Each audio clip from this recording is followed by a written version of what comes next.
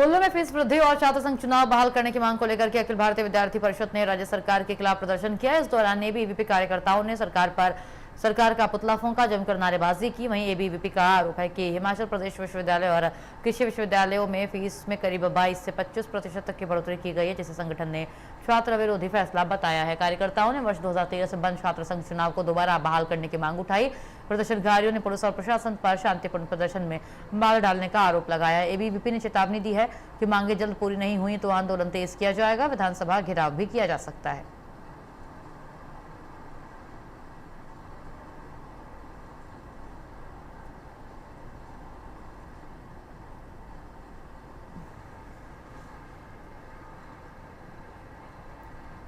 राजकीय महाविद्यालय हरिपुर की स्थिति को लेकर के पूर्व शिक्षा मंत्री गोविंद सिंह ठाकुर ने प्रदेश सरकार पर सवाल उठाए हैं। उन्होंने कहा कि भाजपा सरकार के इस समय कॉलेज में 1200 से अधिक विद्यार्थी पढ़ते थे, लेकिन अब छात्र संख्या घटकर करीब 600 रह गई है। उन्होंने इसे सरकार की उदासीनता का नतीजा बताया।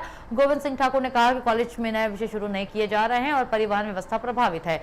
लेफ्ट बैंक क्षेत्र में बंद पड़ी एचआरटीसी बस सेवाओं को भी उन्होंने छात्र संख्या में गिरावट का एक कारण बताया। उन्होंने सरकार से कॉलेज को मजबूत करने, नए रोजगार परक विषय शुरू करने और रिक्त पद भरने और जल्द बस सेवाओं को जल्द बहाल करने की मांग उठाई है। साथ ही सवाल उठाया है कि कहीं सरकार की नीतियों के चलते कॉलेज को धीरे धीरे कमजोर तो नहीं किया जा रहा।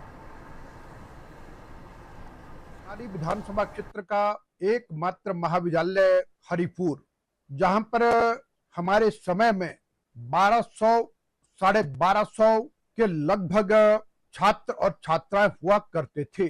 और इस वर्ष जब मैंने जानकारी ली है और गत वर्ष की जानकारी भी ली है, तो अब हरिपुर महाविद्यालय में 550 और 600 के आसपास स्टूडेंट्स रह गए हैं।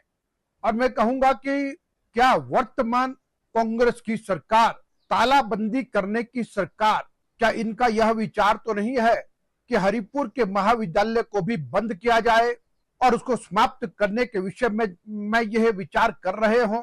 यानी 1200 से 550 और 600 विद्यार्थी रह जाना अत्यंत चिंता का विषय है। अब 4 वर्ष में नया कोई विषय इन्होंने हरिपुर महाविद्यालय में बढ़ाया नहीं। हमने हरिपुर महाविद्यालय में MA political science, MA English, MCom, BVoc, physical education, BTA इत्यादि अनेक महत्वपूर्ण विषय प्रारंभ किए थे।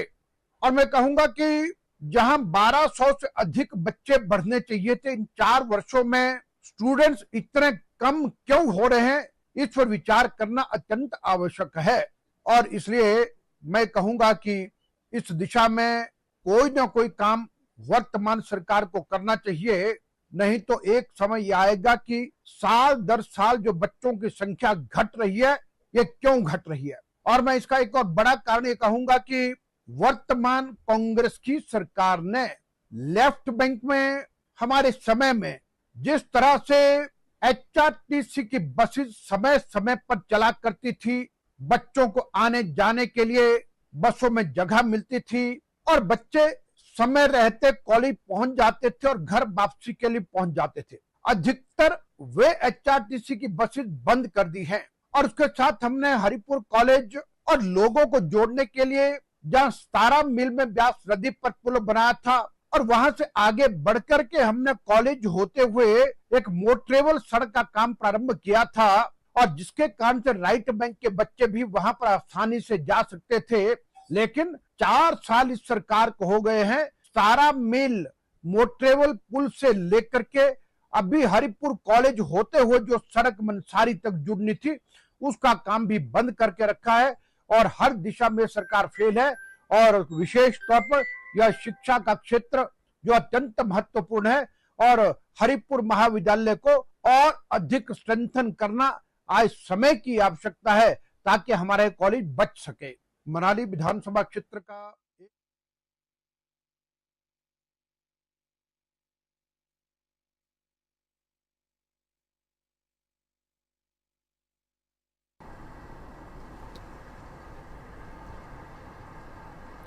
मणिमहेश